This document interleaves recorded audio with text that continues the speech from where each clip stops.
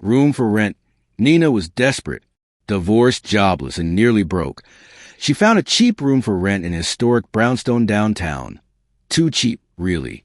But the landlord, Mr. Grayson, seemed normal enough. Polite, quiet, a little pale. "I only rent the upper floor," he said. "You'll be alone up there. Peaceful." It was furnished, neat, even cozy, except for one locked room at the end of the hall. Grayson said, "That one's not part of the deal.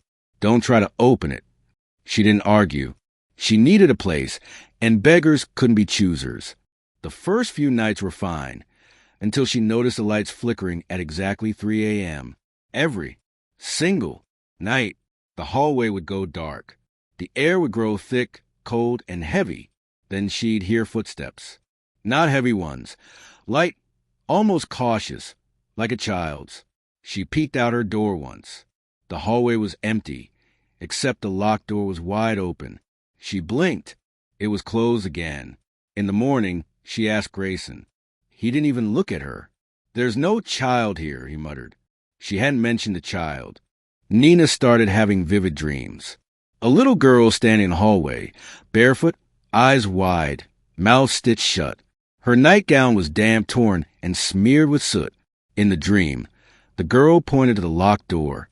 Nina woke up gasping, then realized her closet door was wide open and the wallpaper near it had peeled back on its own. Behind the wallpaper, a child's drawing scratched into the wall. It showed a girl with no mouth and a man holding a key.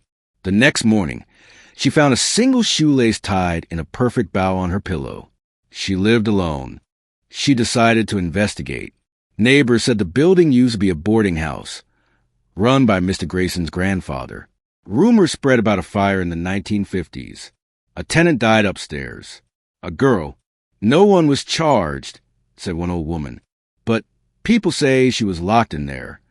When Nina returned, she found her door ajar. Inside, nothing seemed out of place except the mirror. There, in the corner of the glass, was a foggy handprint, much smaller than hers. She stared at it. The mirror fogged up again, and in the condensation, a message appeared. "He still lives here."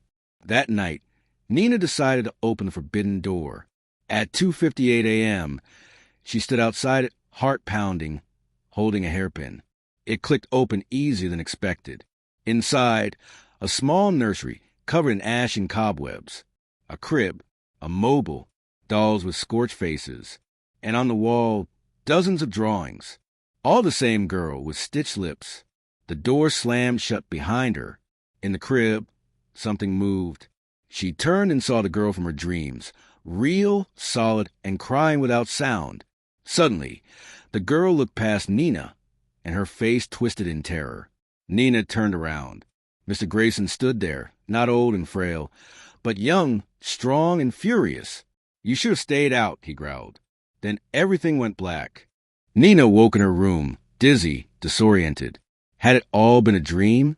She tried to pack and leave, but her door wouldn't open. None of the doors would. Then she saw it. Her reflection in the mirror. She opened her mouth to scream, but there were stitches across her lips. The hallway light flickered. At 3 a.m., a new tenant arrived, looking at the building with hope in her eyes. Mr. Grayson smiled and opened the door for her. "There's just one room off limits," he said. "You won't even notice it.